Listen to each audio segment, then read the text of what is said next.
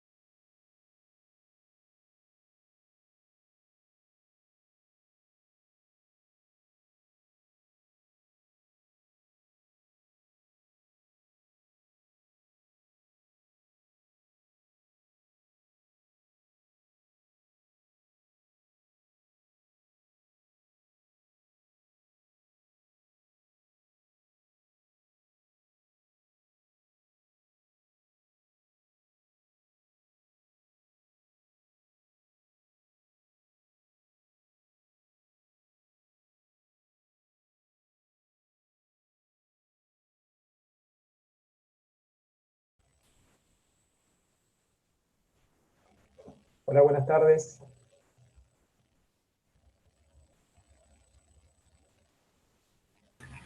Buenas tardes, profesor. Buenas tardes, profesor. Buenas tardes. ¿Cómo están? Bueno, vamos a esperar un momentito que se sume más gente. Estamos puntuales. Y en un ratito que me designen host, así. Hola. Así después puedo compartir un poquito de material. Como siempre, que esta es una hora compleja para la banda ancha. Si llegáramos a tener una dificultad, automáticamente tengan paciencia que me comunico por 4G con el teléfono que lo tengo acá al lado. Así podemos llevar nuestra clase adelante.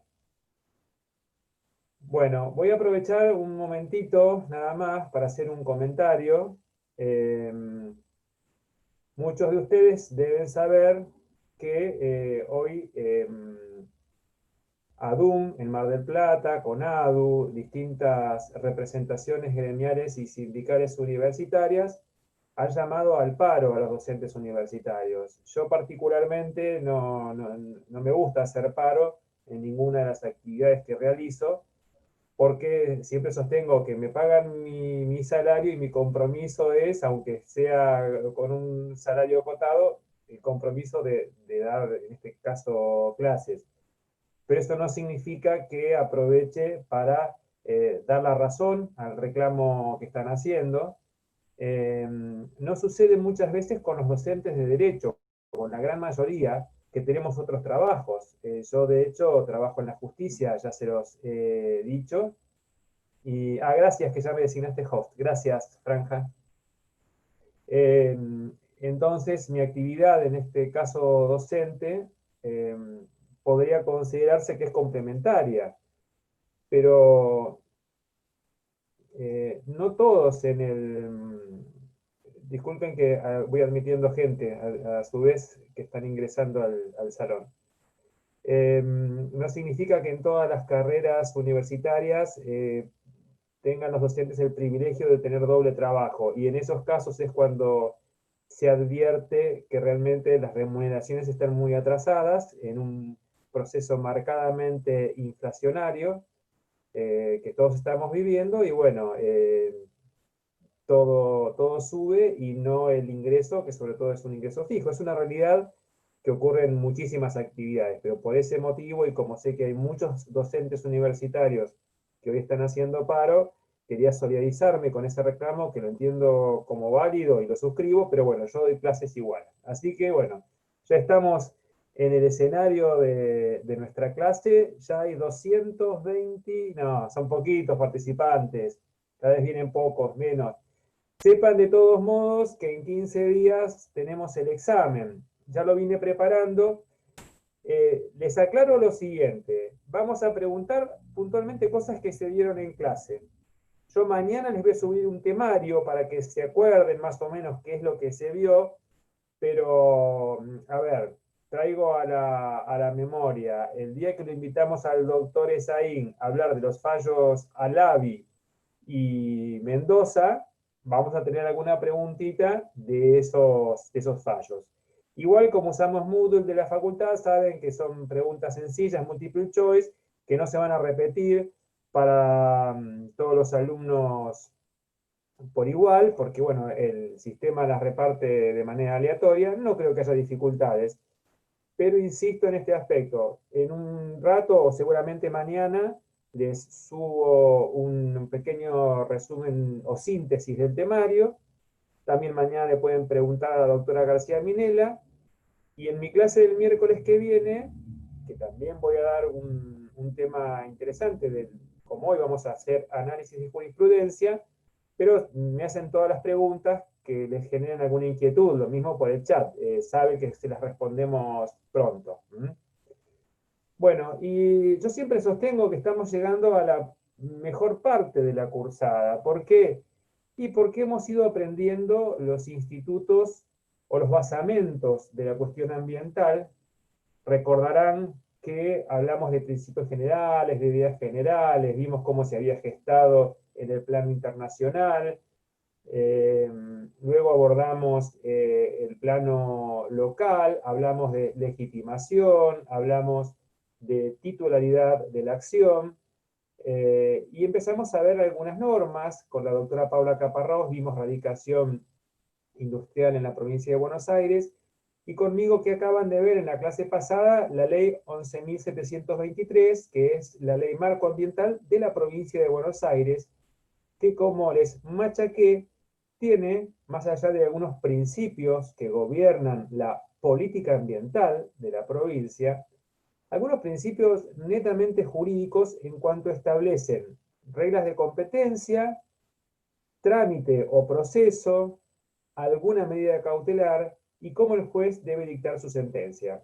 Somos estudiantes de Derecho, queremos ser abogados y tenemos que terminar la cursada de ambiental siendo abogados ambientalistas.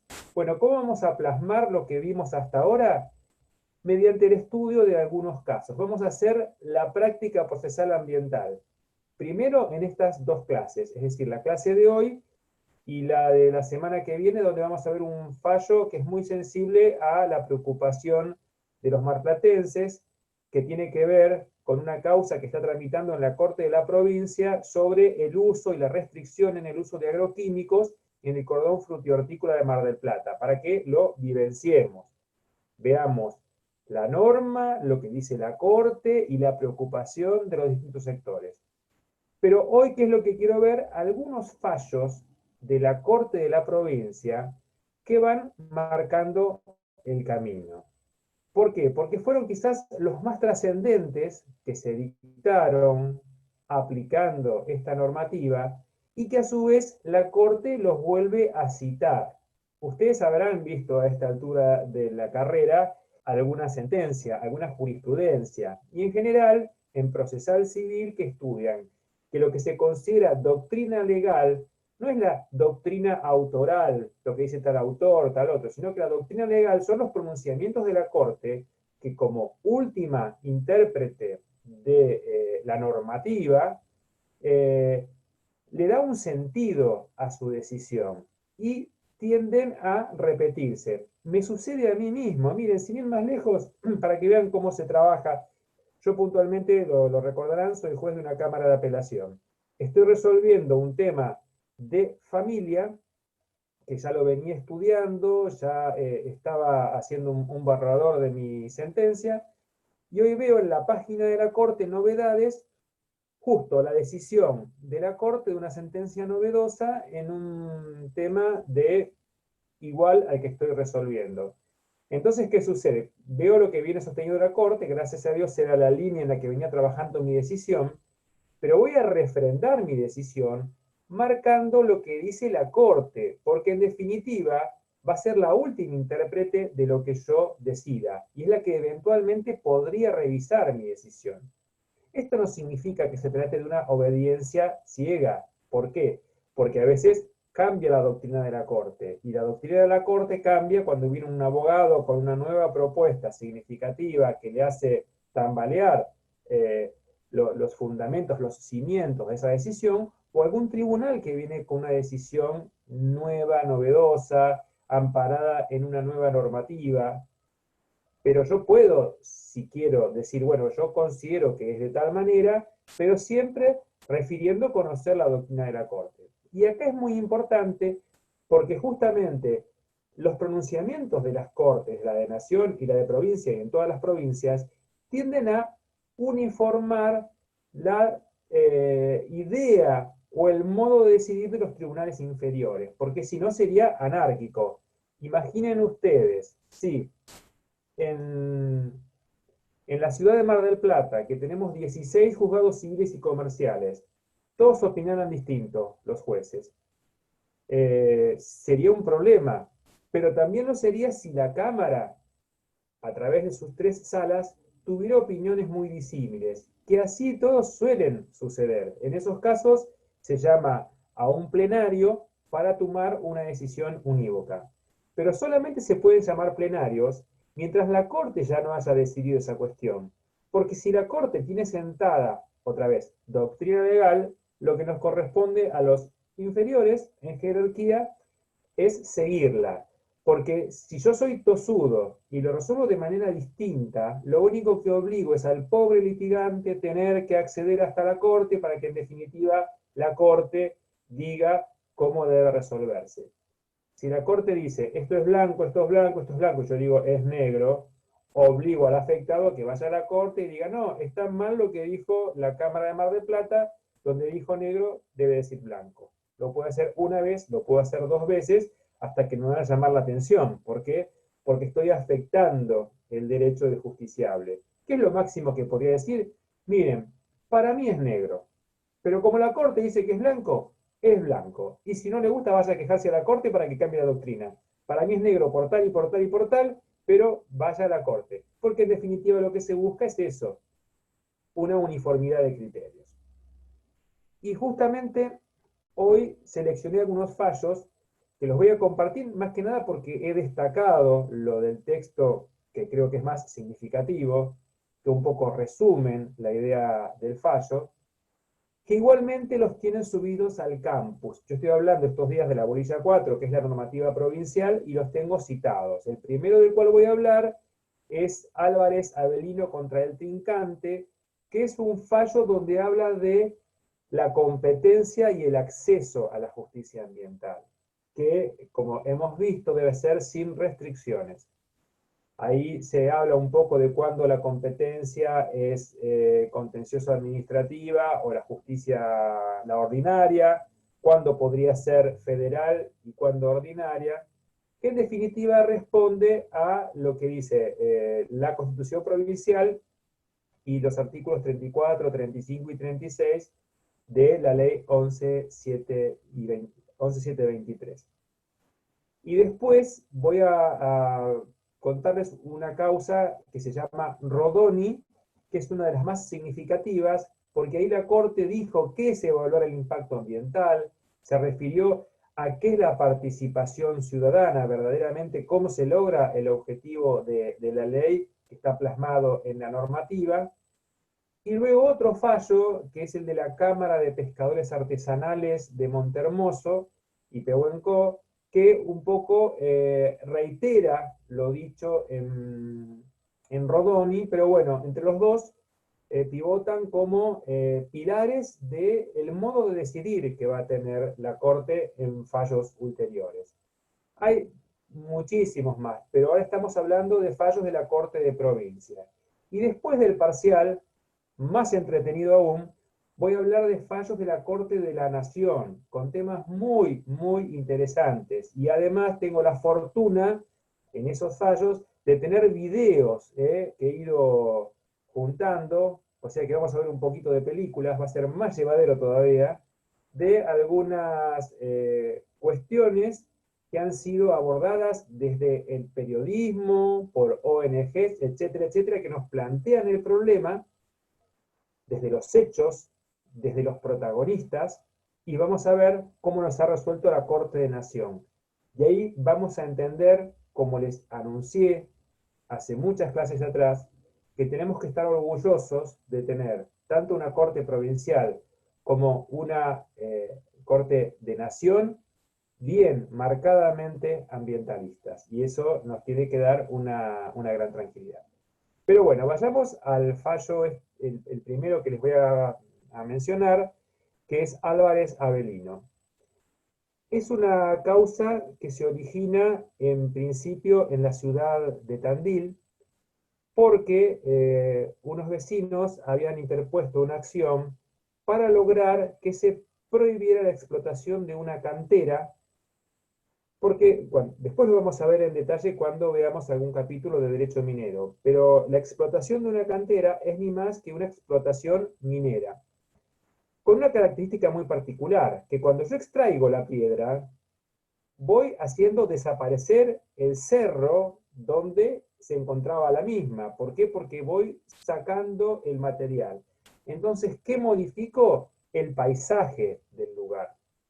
Y si yo saco toneladas de esa piedra, desaparece el cerro, la vista panorámica, la sierra, en este caso, del sistema de Tandil.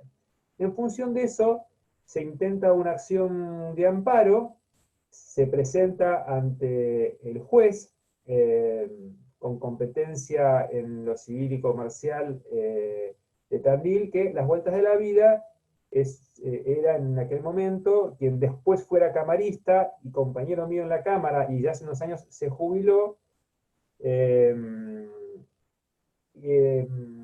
doctor Pedro Valle, casi les digo el abogado, porque ahora sí, el abogado que hizo ese planteo fue el doctor José Saín, compañero de cátedra.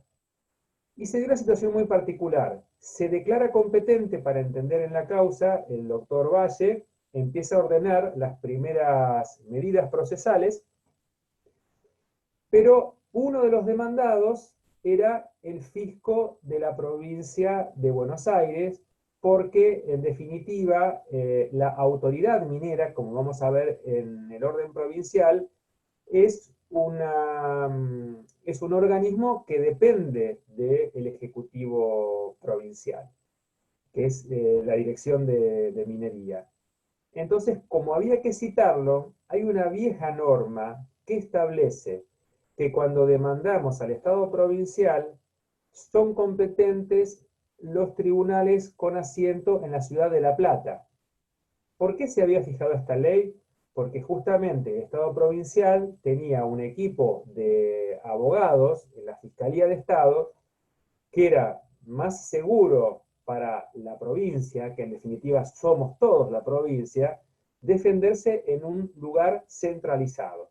De modo tal que, en muchos casos, la demanda tiene que notificarse en La Plata y debía tramitar en La Plata. ¿Qué pasó? El fisco se presentó ante el juzgado del doctor Pedro Valle a plantear la cuestión de competencia. Y el doctor Valle dijo, no, soy competente yo, pero cuando se genera la cuestión de competencia, va a la Cámara de Tandil, el órgano superior está en azul, es la Cámara de Apelaciones del Departamento Judicial Azul, y dice, no, en absoluto, esto no se puede declarar la inconstitucionalidad de esta disposición, lo remiten a La Plata, para que intervengan los tribunales platenses. Y ahí es donde el doctor Esaín, en nombre de los actores, plantea un recurso de inaplicabilidad de ley y llega a la Corte para que se determine cuál era el tribunal competente. Denme un momento que les voy a compartir la pantalla, donde está el texto entero, pero insisto, voy a destacar algunas partes. Por supuesto que los invito a que lo lean. Ustedes lo leen en la soledad de vuestra casa, tomándose un matecito, un café, es más llevadero, y de paso se van acostumbrando mentalmente a leer fallos. Hay que tener esa costumbre para leer rápidamente e identificar lo necesario. Pero bueno, ahí voy a ver si les comparto. Miren, acá tengo todo preparado.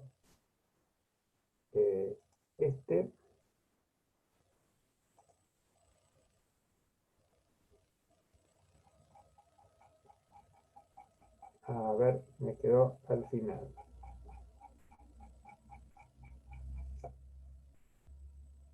¿Alguien me puede confirmar si están viendo la pantalla compartida? Sí. Sí, profe, se Sí, ve. se ve. Gracias, bueno, ahí llego arriba, la tenía al final. Como estuve marcándolo, me quedaron al final los textos. Acá le estoy dando la ruedita del mouse. Bueno, ya llego. ¿Cómo trabaja la Corte de Provincia? Cuando está comprometido el orden público, primero se requiere el dictamen del procurador. Acá está comprometido porque se trata de una cuestión de competencia y porque interviene el fisco. Entonces, se le pide una opinión al procurador. La causa, como les dije, es Álvarez Avelino y otra contra el Trincante, Sociedad Anónima, sobre daños y perjuicios, y el procurador hace un resumen de lo que recién les expliqué ahora, la sala segunda, qué es lo que resolvió, etcétera, etcétera. Lo paso rápidamente, lo pueden leer ustedes tranquilos, pero voy a lo central. Básicamente, ¿qué es lo que aconseja? Acá tenemos el resumen.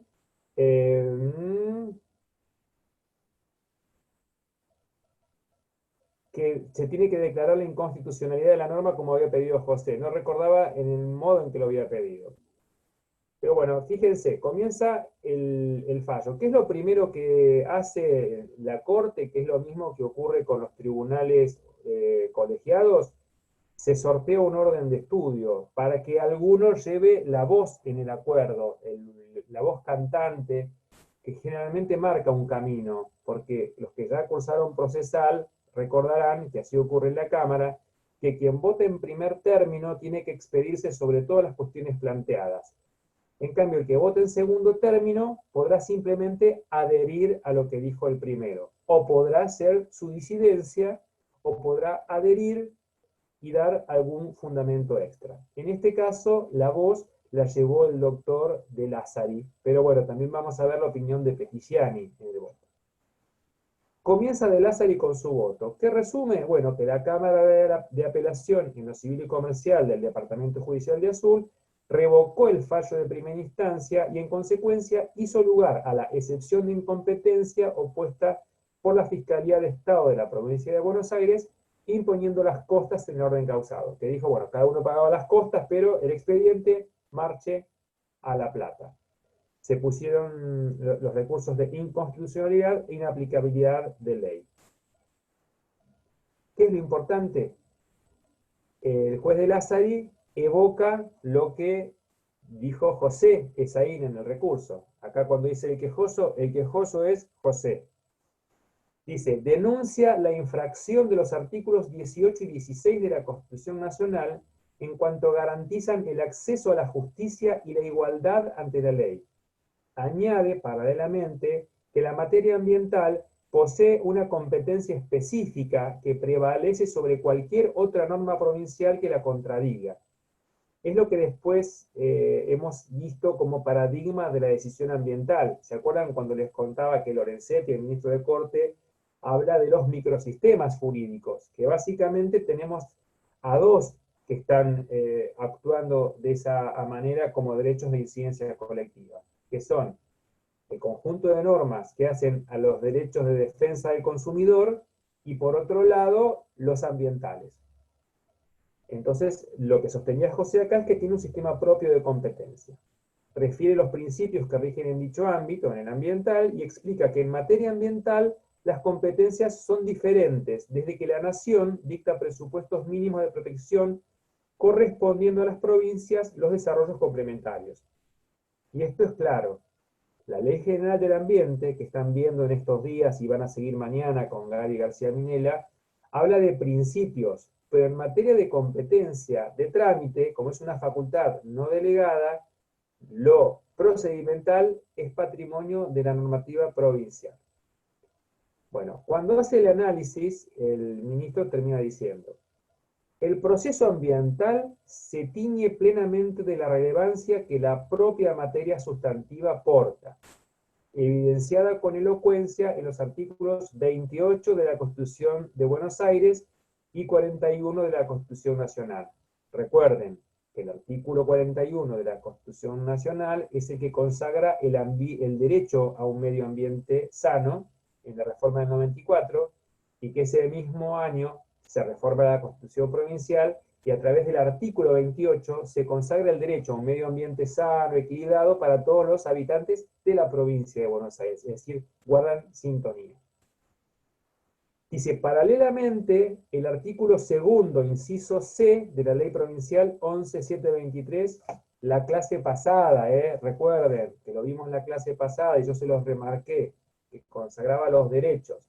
Todos los habitantes tienen derecho a participar de los procesos en que esté involucrado el manejo de los recursos naturales y la protección, conservación, mejoramiento y restauración del ambiente en general, de acuerdo con lo que establezca la reglamentación de la presente, la ley 11.723.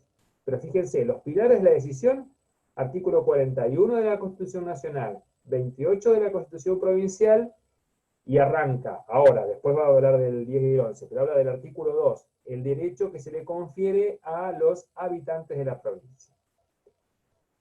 Hay algunas consideraciones doctrinarias, pero me quedo con esta que subrayé, entre varias consideraciones, cuando habla de que el derecho debe ser llano, irrestricto, etcétera, etcétera. En este caso, dice el ministro de Lázari, el acceso a la justicia ambiental presenta algunas complicaciones adicionales a las reglas generales de competencia, ¿no? Cuando habla de caso específico. Una de ellas, presten atención, la mirada de la Corte, es la extraordinaria complejidad científico-técnica de los casos ambientales. Otra es la naturaleza de los intereses en juego, que habitualmente son intereses colectivos y difusos. Es decir, de intereses que corresponden a muchas personas, muchas de ellas indeterminadas e indeterminables. Está hablando prácticamente de procesos colectivos, no procesos estructurales. Hacer valer estos derechos exige una especial capacidad de organización de los afectados. ¿Se acuerdan cuando hablábamos del litisconsorcio, que era bueno juntar a varios para tener más poder, etcétera, etcétera? Bueno, dice que debe ir acompañada de la capacidad económica y técnica que se requiere para enfrentar procesos que habitualmente son costosos y complejos. En estos procesos suele estar comprometido un interés social, lo que a su vez exige la participación de un órgano que represente ese interés. Me está planteando el escenario de la dificultad de lo que vamos a discutir, de los costos y de lo vulnerable que es el justiciable en procesos ambientales. Habla de otras causas, pero fíjense las cuestiones que destaca. En otro párrafo, como se ha visto, la ley nacional, que según el orden constitucional es la facultada para fijar los presupuestos mínimos de protección, que lo vamos a ver en el artículo 4 de la ley 25.675, o quizás lo hayan visto, no sé si lo vieron el jueves pasado o lo van a ver mañana con Gaby, que dice la ley nacional ha instalado una premisa en materia de competencia judicial ambiental.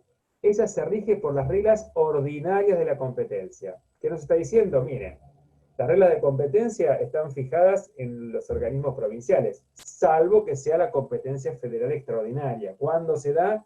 Cuando hay conflictos interjurisdiccionales. ¿Dónde se dio? En la causa Mendoza, Beatriz, que es la causa Matanza-Riachuelo. ¿Por qué?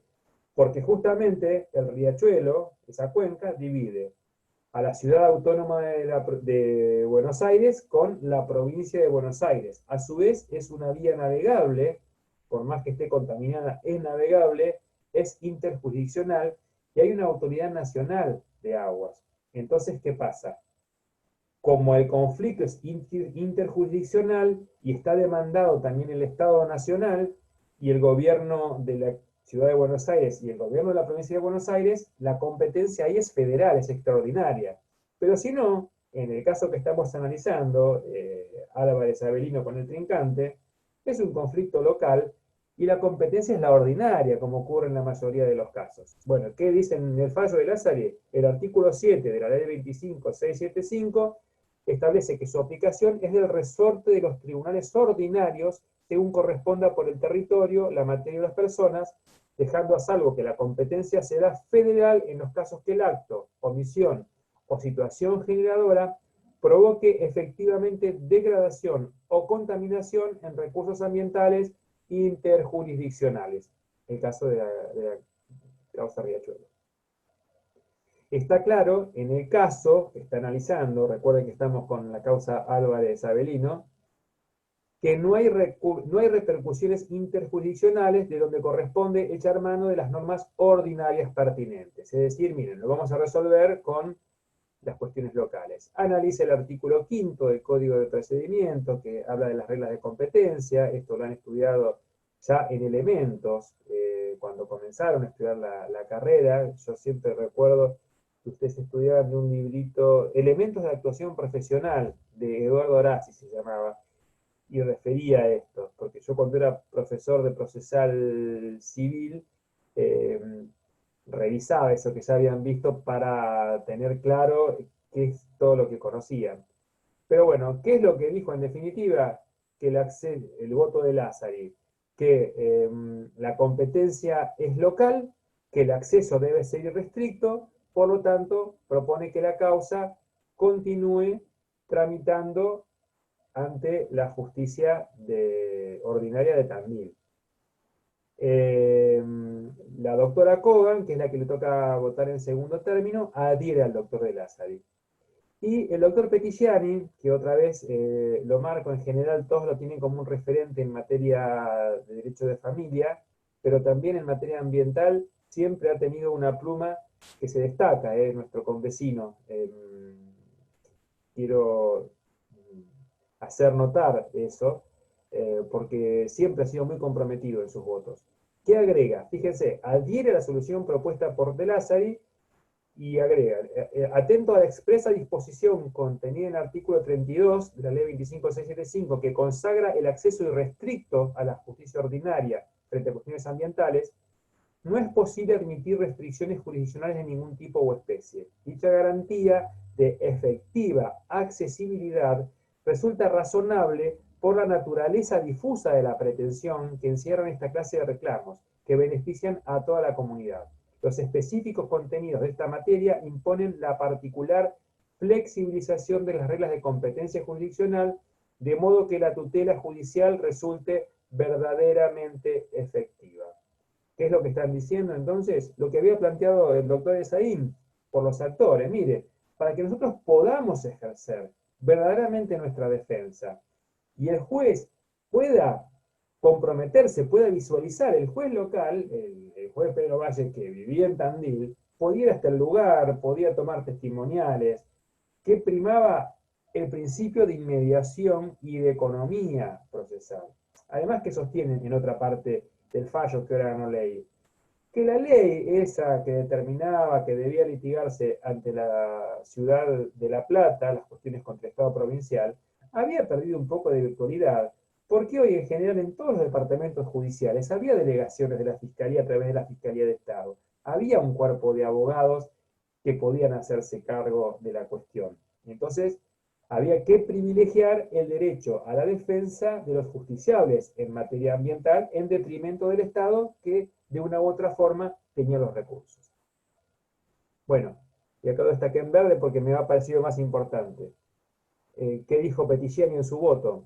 Aún en un estado iniciático del derecho ambiental, la participación ciudadana, que es lo que nos decía el derecho a participar, el artículo 2 de la ley 11723, el acceso a la información, el mismo artículo, y el efectivo acceso a la justicia, constituyen serios principios rectores que se patentizan allí donde nace la problemática del medio ambiente y su pretendida tutela.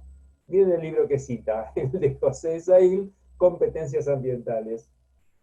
Acá lo tengo. ¿Qué es lo que dijo, me contó José un día? Dice, mira, tuve que estudiar muchísimo. La Corte estuvo para resolver la cuestión de competencia creo que 7 años. Una locura. Estuvo 7 años dando vuelta. Pero José me cuenta, mira, lo estudié tanto que terminé escribiendo un libro, que después termina citando la Corte, porque las vueltas de la vida son así. Bueno, es más, la Corte, en un fallo que también vamos a ver un poquito la clase que viene, que es Almada con Copetro, que es un fallo muy importante, porque es uno de los primeros procesos colectivos ambientales que tramitó la Corte de la provincia. En el voto de Petitiani, que lleva también una parte importante en esa decisión, hace cita de un artículo que había publicado Gabriela García Minella cuando era becaria y ya estaba dedicada a esta huestes, a la cuestión ambiental. Es decir, excepto yo, tienen unos profes que son unos fenómenos. Pero bueno, vamos a ir avanzando en la causa.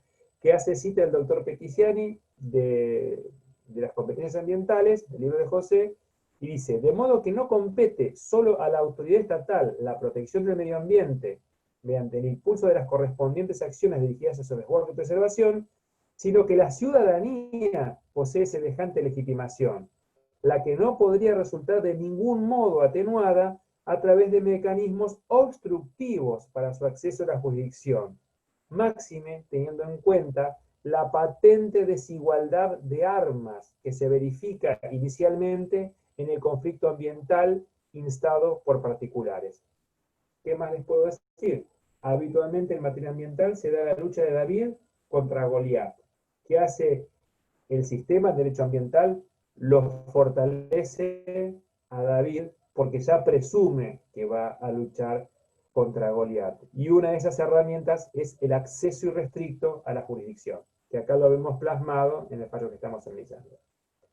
Bueno, cortito, situación que se confirma cuando se percibe que en nuestro territorio, con el dictado de la ley provincial 11723, se evidencia la voluntad del legislador de reivindicar para la autoridad local la competencia en materia ambiental, que tanto la preservación del medio ambiente se encuentra a cargo de la provincia, habiéndose fijado la posibilidad de que en los casos en que el daño o la situación de peligro sea consecuencia de acciones u omisiones de particulares, el afectado, el defensor del pueblo y o las asociaciones que propendan a la protección del ambiente puedan acudir directamente ante los tribunales ordinarios competentes, ejercitando la acción de protección a los fines de la prevención de los efectos degradantes que pudieran producirse, y la acción de reparación, etcétera, etcétera, conforme a artículos 2, 36 y concordantes de la ley 11723.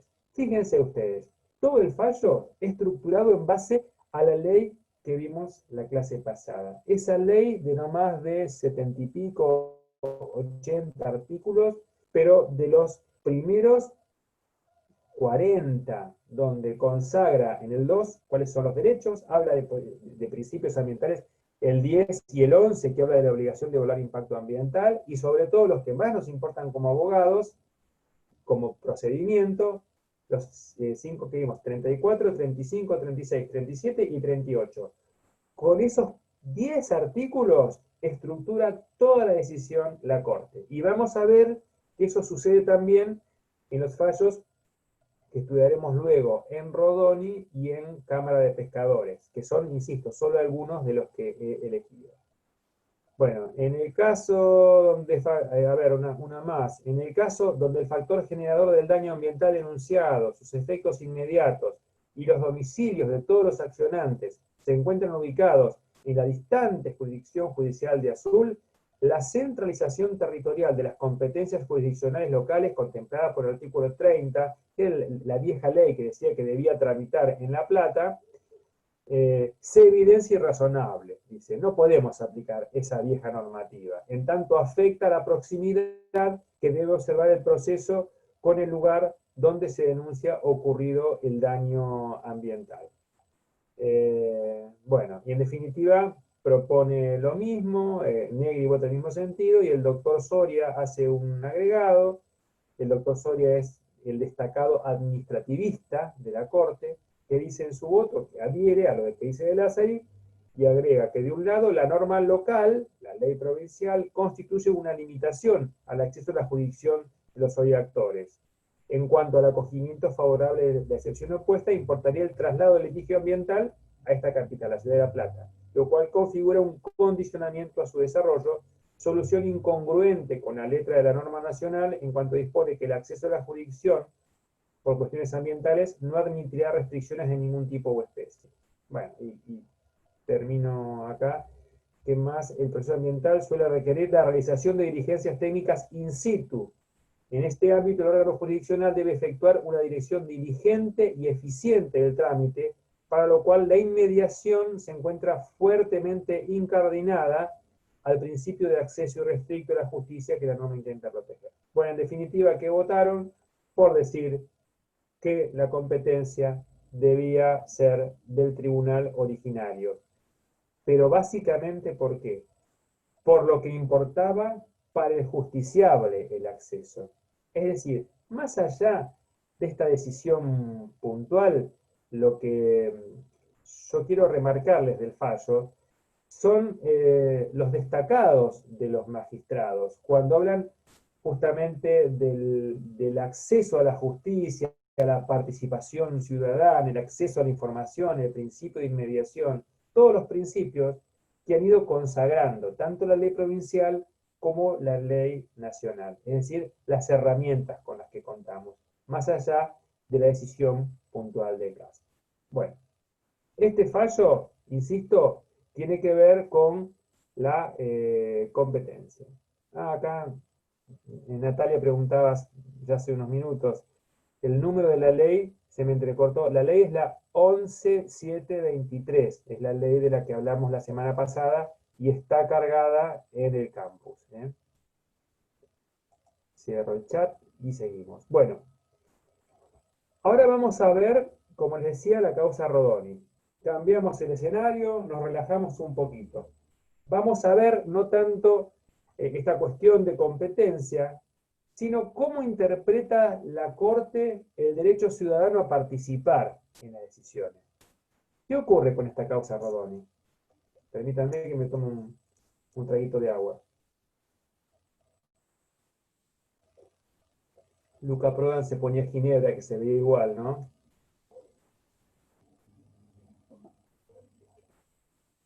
Como como soy más grande que ustedes, tuve la oportunidad de conocerlo en persona, a Luca Prodan, me gusta la música, cuando habla de fui a la Chapita, borrón el Palomar. La Chapita era un kiosco de chapa que quedaba en la terminal de trenes en el Palomar, y yo tenía un amigo que vivía por ahí y lo veíamos antes de que fuera la gran estrella que terminó siendo luego. Y tuve la fortuna de verlo en vivo, inclusive acá en Mar del Plata, en el Teatro San Martín. Inolvidable. Bueno, dejemos el rock, volvamos a la clase. El fallo Rodoni, se ubica el conflicto en la ciudad de Bahía Blanca. Un día, el Consejo Deliberante dicta una ordenanza donde autorizan la apertura de una calle, que en los planos, en los antiguos planos de la ciudad, estaba previsto que se abriera esa calle para hacer un nuevo puente que cruzara un arroyo, el arroyo Napostá. Pero bueno, en su momento no se había hecho, la ciudad fue creciendo, hubo que cambiar e incrementar la circulación, entonces deciden hacer un puente y abrir la calle. Pero ¿qué sucede? Ese predio, como nunca había sido utilizado para ningún fin, de hecho se había parquizado y era para los vecinos del barrio una zona de esparcimiento. De hecho se cortaba el césped, había juegos, había partidos de fútbol, claro, junto al arroyo. De pronto que ven que se autoriza una obra. Entonces se presentan ante la municipalidad no les da ninguna respuesta, inician una acción de amparo, se las rechazan, la Cámara puntualmente, que es lo que dice que era una potestad administrativa de la municipalidad, que a través de todo el proceso, si bien era verdad que no había un certificado de aptitud ambiental, no había habido una evaluación de impacto ambiental, con todo lo que se había debatido durante el transcurso de la primera y segunda instancia, se habían satisfecho los intereses a dar respuestas a los particulares y rechaza la acción de amparo. Quieren ir a la Corte, le deniega el recurso la Cámara y van en queja los vecinos a la Corte y la Corte se declara competente y toma el caso. Y analiza justamente si se cumplieron con los requisitos que mandaba la ley. También, como en el fallo de recién, es extenso, lo tienen subido, pero yo les he remarcado algunas de las cuestiones que considero más importantes que un poco resumen el espíritu de la norma. A ver, lo tengo por acá.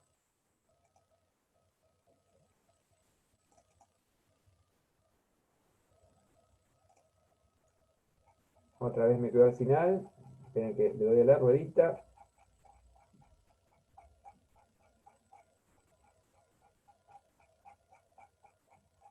Acá tengo me ocultaba el botón de la pantalla de costado. Bueno, Rodoni, Juan Pablo y otros, porque son varios actores, contra la municipalidad. El fallo es del 2010, ya tiene 10 años, pero insisto, es uno de los más trascendentes y hoy la Corte sigue refiriendo a su doctrina, el fallo Rodoni. Que resume la Cámara de Apelación en lo contencioso administrativo, haciendo lugar al recurso de apelación interpuesto por la Municipalidad de Bahía Blanca, revocó la sentencia de primera instancia que había hecho lugar al amparo. Recuerden que la Corte revisa las decisiones de la Cámara y la Cámara las decisiones después de primera instancia. Pero bueno, vamos a lo que les marqué. Otra vez, acá quien vota el doctor Hitters, que ahora se ha jubilado, pero también siempre fue un juez de corte muy consciente de la cuestión ambiental, fue el que llevó la voz en la causa que les citaba recién, de Almada con Copetro, que es muy interesante. Lleva la voz Hitters y también es importante el voto de Hitters, de Petiziani en aquella. Pero bueno, acá hace un pequeño resumen. La sentencia recurrida, la sentencia de la Cámara, revocó la decisión de primera instancia que había hecho lugar al amparo incoado por vecinos de la ciudad de Bahía Blanca contra la municipalidad homónima y declarada la invalidez de los actos administrativos relacionados con la construcción de un puente sobre el arroyo Napostá en dicha localidad, en particular un llamado a licitación para la construcción de la citada obra, que fue publicado en el Boletín Oficial, haciendo saber al titular del mencionado departamento municipal que, previo a adoptar decisiones administrativas relativas a la ejecución de dicha obra, deberá observar y dar estricto cumplimiento a lo dispuesto en los artículos 12, 19, 20 21 de la Ley Nacional 25675 y el artículo 2, incisos 6D, 5, 10, 12, 18, 19, 20 de la Ley Provincial 11723, bueno, y un decreto provincial. Es decir, los dos pilares, los principios generales de la Ley General del Ambiente, valga la redundancia, y de la Ley Provincial del Medio Ambiente. La decisión de la alzada, es decir, lo que dijo la Cámara para sostener su voto, que se les anticipé obviamente que la Corte iba a revocar, dice que no surge del marco fáctico la existencia de un perjuicio ambiental gravitante que justifique la paralización de la obra. Dijo, no hay perjuicio ambiental. Y segundo, el conjunto de falencias que se atribuye al procedimiento de evaluación de impacto ambiental relacionadas con la participación ciudadana resultan desvirtuadas por el dilatado trámite que exhiben las constancias arrimadas a la causa y del otro por las conclusiones vertidas en el informe producido por la consultora contratada para la comuna a ese efecto. Es decir, toman como informe ambiental a uno propio de la constructora que había contratado la municipalidad, es decir, soy árbitro y soy parte. Terrible. Ello revela, a juicio del tribunal, dice Hitters, que la participación ciudadana reclamada se aprecia consumada, aunque tal vez sin la ortodoxia de las normas que aplica el juez Acquo. Y en todo caso, evidencia que el trámite observado carece de reflejo en un daño ambiental con demostrada entidad para inhibir la decisión de la autoridad pública. ¿Qué pasa? En derecho administrativo, los que ya lo hayan cursado, se presume la validez del acto administrativo, porque si no sería imposible conducir un Estado de Derecho si yo desconfío de cada decisión que se toma administrativamente. Entonces, se presume la validez. Pero acá en materia ambiental estaba desvirtuada. ¿Por qué? Porque lo que estaba diciendo la Cámara con decisión administrativa es que había sido convalidado por el mero transcurso del tiempo la participación ciudadana y porque no se había aprobado el daño. Es decir, ponía el carro delante del caballo. ¿Qué es lo que va a terminar proponiendo, y avanzo rápidamente? Bueno, ¿qué sostienen los recurrentes, Rodón y otros? Rodón, que dice que el resolutorio impugnado omitió aplicar el artículo 23 de la ley, que en forma clara prescribe, respecto de los proyectos que no observen lo pautado en esa norma, la posibilidad de presentarse en la justicia y solicitar la suspensión de la obra, o en el caso la del proceso licitatorio. Ustedes recuerden, que lo vimos en la clase pasada, que el artículo 23 es una norma o una cautelar autónoma que permite a cualquier ciudadano presentarse ante cualquier juez con simple competencia territorial, es decir, un juez local, no importa si penal, familia, civil, contencioso administrativo, y por el solo hecho de comprobar que el proyecto no tiene un certificado de aptitud ambiental, es decir, no se produjo la evaluación de impacto ambiental, solo con comprobar eso debía suspenderlo, que es lo que dicen los justiciales acá. Y la Cámara lo había desoído cuando revocó el fallo de primera instancia. ¿Qué termina decidiendo en concreto? Y esto es lo importante. Lo marqué en otro color para que vean qué importante que es. De la reseña de argumentos que antecede, dice Hitters, se desprende que las críticas que porta el embate se vinculan con el defectuoso cumplimiento que atribuyen a la administración demandada, es decir, la Municipalidad de Bahía Blanca, con relación a las normas que rigen el procedimiento de evaluación de impacto ambiental, respecto a un proyecto vinculado a la construcción de un puente y a la apertura de una calle en un espacio verde circundante al arroyo Napostá, en la localidad de Bahía Blanca. Concretamente, denuncian la inexistencia de la pertinente declaración de impacto ambiental y la irregular instrumentación de mecanismos de participación ciudadana en dicho procedimiento. ¿Y qué dice? Citándose a sí mismo, ¿qué dice la Corte? La evaluación de impacto ambiental, aquí acá es, por eso siempre cita Rodón y qué es lo que dijo, explica o define lo que es la evaluación de impacto ambiental. Lo que les dijo Paula Caparrós en su clase, lo que les dije yo en la clase mía de la semana pasada. La evaluación de impacto ambiental, dice la Corte, es un procedimiento jurídico-administrativo cuyo objeto es identificar, predecir e interpretar los impactos ambientales de un proyecto o actividad sobre el medio ambiente, a los efectos de su aceptación, modificación o rechazo por parte de la autoridad de aplicación. A su turno, el estudio de impacto ambiental es un elemento parcial de la evaluación y es el análisis técnico, interdisciplinario, etcétera, etcétera. El estudio es el que presenta el interesado, luego se hace la evaluación y cuando la autoridad lo aprueba, se emite el certificado de aptitud ambiental. Es decir, son etapas lógicas. Es decir, ustedes aprueban la materia, pero no, ¿qué tuvieron que hacer primero? Cursarla. ¿Y qué también? Rendir el examen. Entonces, ¿cómo es el proceso? ¿Me anoto y la apruebo? No, pará. La aprobás, pero primero la cursás, después aprobás el examen y después recién aprobaste la materia. Acá lo que está diciendo, mire, acá no hizo ninguno de los tres procedimientos. Usted vino y pide que le ponga la nota cuando ni siquiera se inscribió. Esa más o menos es la velada crítica que se le hace al procedimiento que llevó la Municipalidad de Bahía Blanca.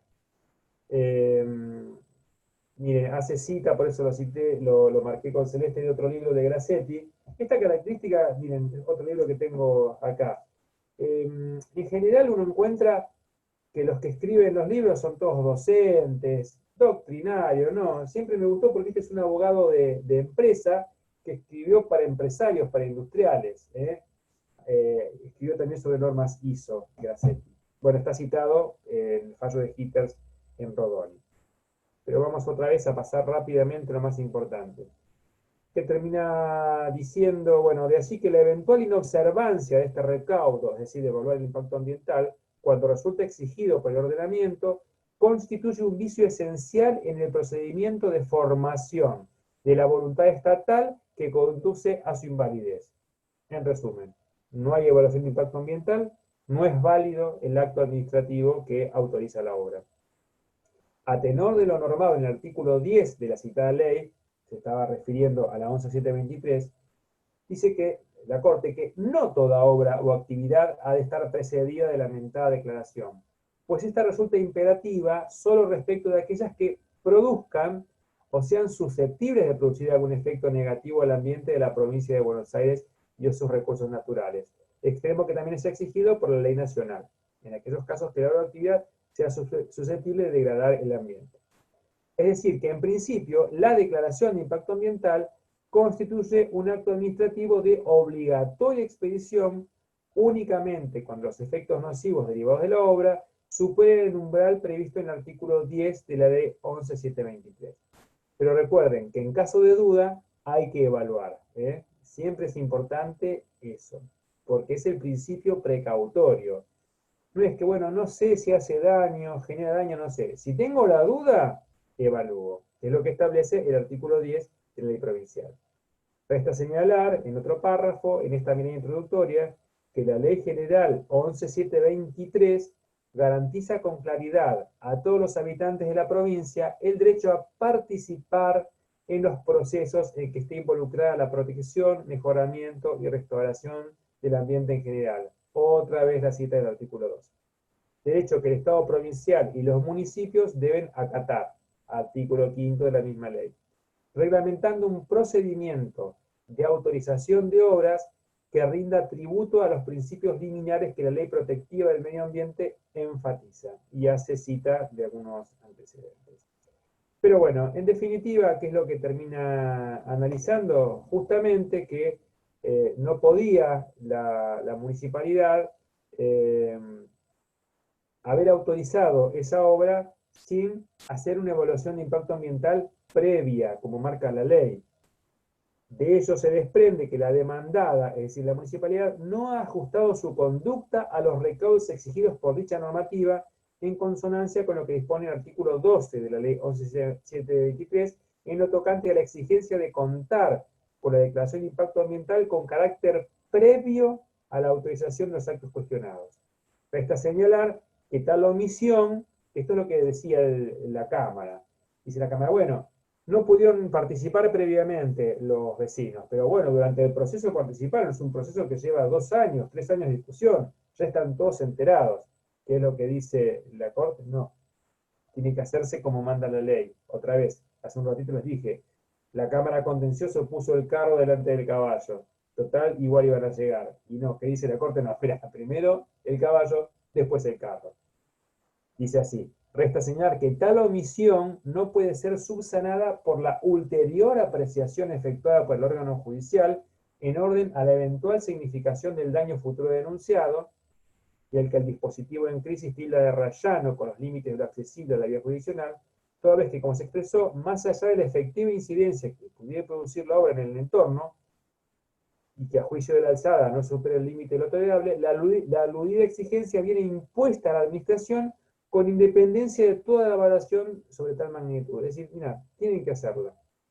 Juzgó asimismo acreditado el denunciado vicio de absurdo en la apreciación de la prueba con relación a la participación ciudadana. Acá está.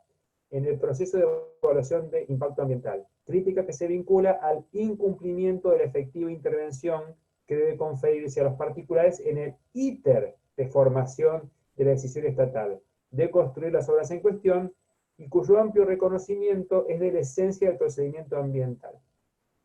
Bueno, creo que les he dicho un montón, paso por alto porque los estoy agobiando. Pero básicamente, una vez más, ¿qué es lo que quiero destacarles? En Rodoni, ¿qué hace la Corte? Dice qué es la evaluación de impacto ambiental. Establece la obligación de hacerla en todos aquellos casos en que pudiera producirse, y aún en caso de duda. Y por sobre todas las cosas, la participación ciudadana, que no se debe dar de cualquier forma, sino en el contexto de la evaluación del impacto ambiental. Y decide anular la decisión de la Municipalidad de Bahía Blanca, revocando la decisión de la Cámara Contencioso Administrativa, justamente porque no se habían cumplido con esos pasos, que se podrían haber suplido con el artículo 23, que era la medida cautelar genérica, porque de todo el debate que hubo, siempre quedó claro que no había una evaluación de impacto ambiental, que lo que más se parecía era un informe particular de la constructora que había contratado el propio municipio. Solo para redondear la clase de hoy, les cuento un poquito que es más entretenido el de la Cámara de Pescadores Artesanales, que también lo tienen. Lo pongo un momento en pantalla como para cumplir, pero no voy a hacer una lectura tan extensa porque, bueno, se está haciendo larga la clase. Estoy viendo que estamos ya casi en 1 hora de clase, yo no quiero agobiarlos, deben estar todos dormidos ahí. Pero bueno, les cuento la situación. Este es un fallo del año 2012, poquito tiempo después de Rodoni. Y básicamente, ¿cuál era el planteo? También tiene lugar en Bahía Blanca, pero por otra circunstancia. Acá ya no era una decisión de la Municipalidad de Bahía Blanca, sino de la Secretaría de Pesca de la provincia. Ustedes vieron que acá en Mar del Plata tenemos las benditas y queridas lanchitas amarillas, que hacen pesca costera o pesca de errada. Esas embarcaciones de poco porte, de poca eslora, hacen una pesca, podríamos decir, diaria y limitada a la zona de influencia. Después están los barcos de media altura y de altura que hacen navegaciones alejadas. En la rada de Bahía Blanca también había una flota parecida, pero ¿qué pasaba? La pesca había mermado, no era lo suficientemente rendidora, entonces le piden a la Secretaría Provincial que les autorice a modificar los barcos, es decir, que tuvieran mayor eslora y mayor potencia en sus motores. Eso se traducía en poder tener más carga en sus bodegas y poder alcanzar distancias más largas, es decir, una nave con más potencia, con un casco mejor, me permitía ampliar el radio de actividad. ¿Qué sucede? Se les confiere la autorización administrativa y cuando se enteran los que hacían pesca artesanal, como sucede acá también en la zona de Mar Chiquita, yo que soy de Miramar, en Miramar también, que los pescadores locales salen de manera artesanal, no con esas embarcaciones porque van desde la playa, pero tenían una actividad que estaba reconocida y regulada. Entonces ponen el grito en el cielo, porque dicen, no, mire, si ustedes los autorizan a modificar las condiciones, van a venir hasta aquí y van a afectar nuestro trabajo, pero en definitiva lo que van a afectar es el recurso, porque ya hay estudios, de hecho había estudios que había realizado el INIDEP, nuestro querido INIDEP, el Instituto Nacional de Investigación y Desarrollo Pesquero, donde advertían de la fragilidad del recurso en esa zona, que no estaba al límite de la sobrepesca, solo con la pesca artesanal. Entonces inician una acción de amparo, que en este caso es desechada tanto en primera instancia como en la Cámara, hasta que llega a la Corte. Y la Corte que advierte que la autorización de la Secretaría de Pesca no había hecho una evaluación de impacto ambiental previa. Porque podía creerse que la Secretaría de Pesca era autónoma, como he dicho toda la vida, para dar los permisos, modificar, y la Corte le dice, no, no, discúlpame, si vas a modificar el statu quo, tenés que ver si eso lo afecta, y evidentemente lo podía afectar. Había informes del INIDEP, no se habían hecho los estudios previos, no se había dado participación ciudadana, en este caso, a la Asociación de Pescadores Artesanales. Vuelve a repetir los principios que había consagrado en Rodoni, pero ahora citándolo a Rodoni, otra vez habla de la necesidad de evaluar el impacto ambiental en virtud de lo que establecen los artículos 10, 11 y 12 de la ley provincial, cuando pudiera producirse una afectación, el derecho a participar en la toma de decisión de los vecinos, que está conferido en el artículo 2, en definitiva, revoca y declara nulo ese acto administrativo en virtud del cual se lo había autorizado, hasta tanto se cumpliera con todo el trámite previo. Quizás en clase debería hablar de este caso en más detalle porque es más entretenido que la apertura de un puente, pero básicamente les acabo de resumir lo que establece. Acá se lo estaba compartiendo en pantalla, no lo vamos a leer, pero sí lo tienen, insisto, subido en la bolilla 4. Así que les pido que lo tengan en cuenta, que le peguen una miradita y que además los tengan como antecedentes si en algún momento les piden que actúen o que inicien una causa. ¿Por qué? Porque los hace ver, los hace interpretar lo que en definitiva va a resolver la Corte, ¿eh? Es el mejor modo de pergeñar cómo va a ser al final el juicio, porque por ahí me encuentro con un juez de primera instancia que no me da bolilla, una cámara lo mismo, pero la Corte ya tiene formada opinión y es muy difícil que la cambie porque está cimentada en la ley y no creo que la ley pueda ser modificada. Pero bueno, para hoy tuvimos bastante y la clase que viene vamos a ver la causa Pecorelli, si quieren vayan estudiándola, y Almada con Copetro. Pero sobre todo Pecorelli, porque es una que nos interesa directamente a los marplatenses y tiene que ver con el uso de agroquímicos en el cordón frutihortícola, que es la zona que rodea a nuestra ciudad. Bueno, les he hablado bastante, los cansé.